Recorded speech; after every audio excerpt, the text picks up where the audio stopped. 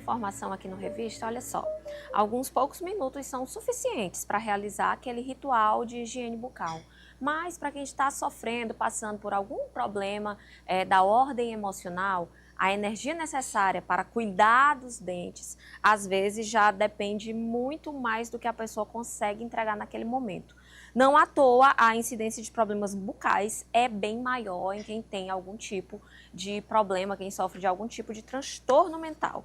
Tem depressão, ansiedade, transtornos alimentares e o estresse, que são os quadros psicológicos mais comuns e que também são mais ligados no desenvolvimento de problemas na saúde bucal.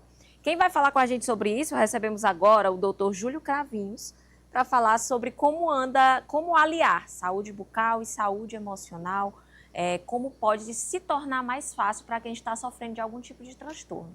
Doutor Júlio, seja muito bem-vindo à Revista, bom dia. Bom dia, inicialmente feliz ano novo a todos, né? 2026 com muita saúde, né? Sempre é um prazer estar aqui falando aqui na TV Meio e, sem dúvida alguma, é interessante esse tipo de abordagem, né? Muitas vezes, alguns pacientes apresentam dores na face, apresentam regiões de desgastes nos dentes, né? E que isso pode ser, assim, subdiagnosticado, né? Sim. Então, muitas vezes o paciente tem uma dor de cabeça e acha que isso é um problema neurológico, alguma coisa assim, quando na realidade pode ser advindo de um fenômeno, de um processo chamado de bruxismo, né? Que é o quê? Que é um ranger que os pacientes têm involuntário, muitas vezes causados por situações de estresse, por situações de ansiedade, situações que assim estão um pouco fora, né, do controle, né? Então é uma repercussão odontológica, mas tem uma origem, né, neurológica, né, uma origem psicossomática que nós dizemos, né? E muitas vezes essas é causado principalmente por ansiedade, por estresse, por depressão, essa vida moderna, né, que nós quase ninguém tem, né, algum tipo de alteração. Isso pode ter essa repercussão, né? E muitas vezes levar a alterações bastante importantes na saúde bucal, na cavidade bucal, que vão exigir um tratamento não só do cirurgião dentista, mas também de outros profissionais da área de saúde. É um tratamento em equipe, né? É um tratamento em equipe, né? Sempre muitas vezes chegam os pacientes que nos procuram, né? Assim, doutor, eu estou com uma dor de cabeça, estou com um estalo aqui perto do ouvido, né? Na região da articulação temporomandibular, né? Da ATM, chamada, né? As DTM chamadas, né? E essas alterações, elas podem ter origem nesse quadro, né? De depressão, de ansiedade, de estresse, né? Então, sempre nós buscamos, né? O atendimento de uma maneira multidisciplinar, né? Ela envolve não só o psicólogo ou psiquiatra, algumas vezes, né, mas também envolve o fisioterapeuta maxilofacial, o cirurgião dentista, dentro de quase algumas especialidades odontológicas, às vezes todas, dependendo do quadro, né? E isso tem que ser muito visto, né? Porque muitas vezes é subdiagnosticado. Às vezes até os profissionais da nossa área não têm muito, digamos, essa visão, né? Às vezes, por exemplo, o cara está com um bruxismo, né? Aí faz só uma aplicação de um determinado produto, né? Um botox, por exemplo, para diminuir a força muscular. Mas isso vai tratando de maneira paliativa, não é um tratamento que vai ser feito. Não trata a causa, né? Não trata a causa, trata algum sintoma. sintoma. Então isso não vai resolver o caso. Tem que ser feito de uma maneira integral, de uma maneira que proporcione ao paciente uma melhoria, né? E vale ressaltar que esse tipo de alteração não tem cura, ela tem controle.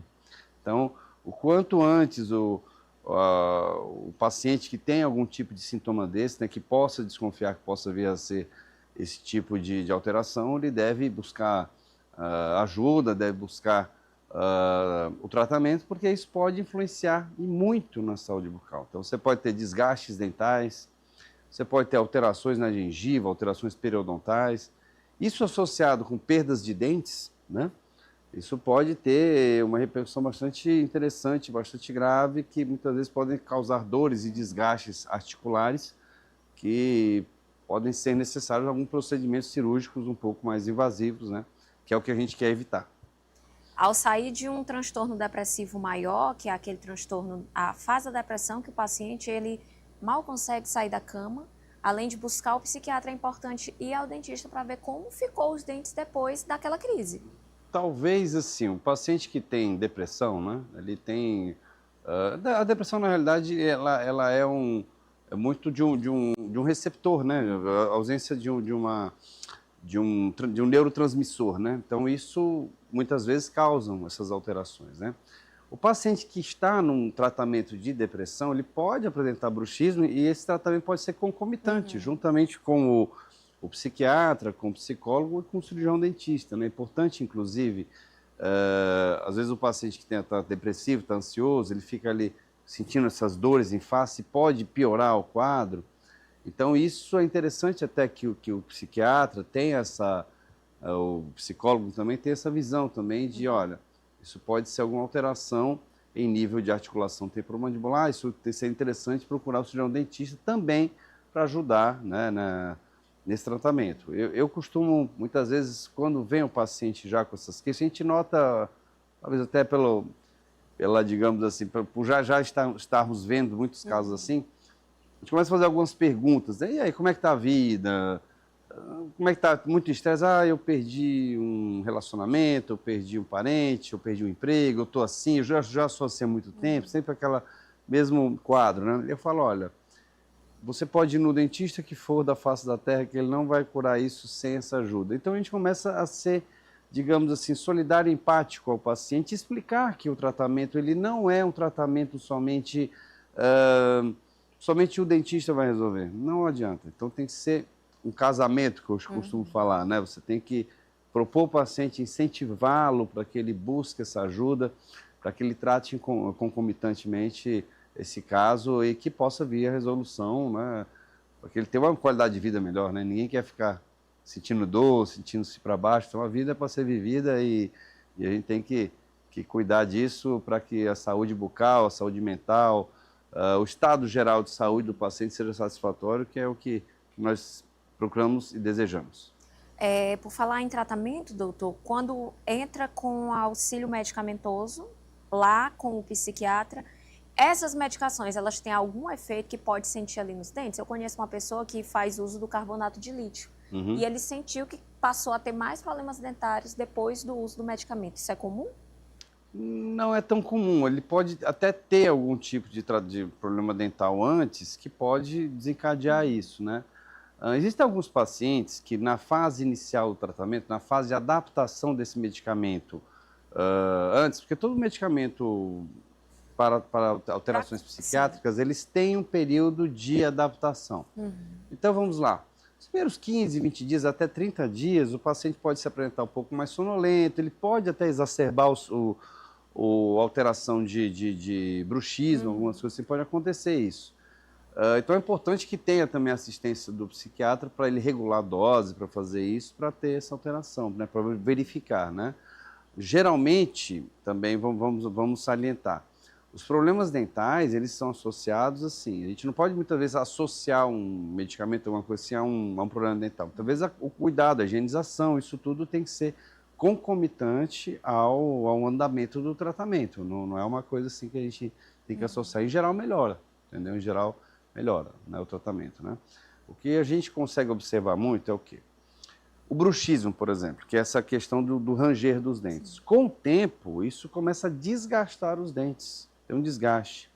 Então a gente tem uma expressão que a gente usa chamada espaço funcional livre, que é o espaço que fica entre os dentes, e a dimensão vertical. Então você imagina, um dente ele tem um certo tamanho, né? Se ele diminui, a tendência é que você diminua esse terço inferior da face. E a projeção da mandíbula fica um pouco mais à frente. Isso altera a posição muscular, altera o encaixe entre os dentes. Então, isso pode gerar problemas, né? Então, por isso que antes de se fazer uma reabilitação oral, por exemplo, de devolver a altura desses dentes e tudo mais, que isso esteja muito equilibrado. Porque pode ter o melhor dentista do mundo que vai quebrar essas restaurações se continuar ainda tendo esse fenômeno de se ranger dos dentes, dessa mordida.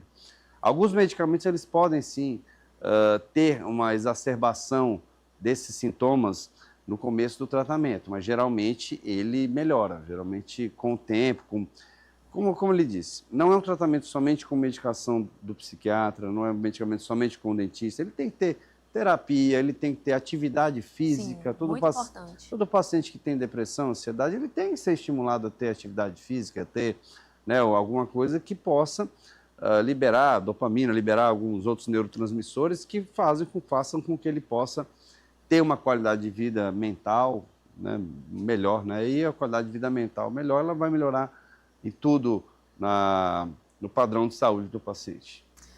Para a gente finalizar, doutor, quem faz o tratamento, como o senhor falou, em várias frentes, a psicoterapia normalmente é semanal, a consulta com o psiquiatra uma vez por mês, uma vez a cada 2 meses. Como deve ser, qual deve ser a periodicidade com o cirurgião dentista? Muito bem. Eu costumo falar o seguinte, quando o paciente chega com essa sintomatologia, eu faço assim, olha, eu peço, lógico, uma bateria de exames, né, por imagem, exames de sangue também, algumas coisas assim, e já encaminho para o psicólogo e para o psiquiatra. Algumas vezes, e também para o fisioterapeuta maxilofacial, porque esses pacientes podem apresentar dores em face pelo excesso de uso da musculatura. Então, isso é importante que seja feito também, porque para você começar a ter essa cura.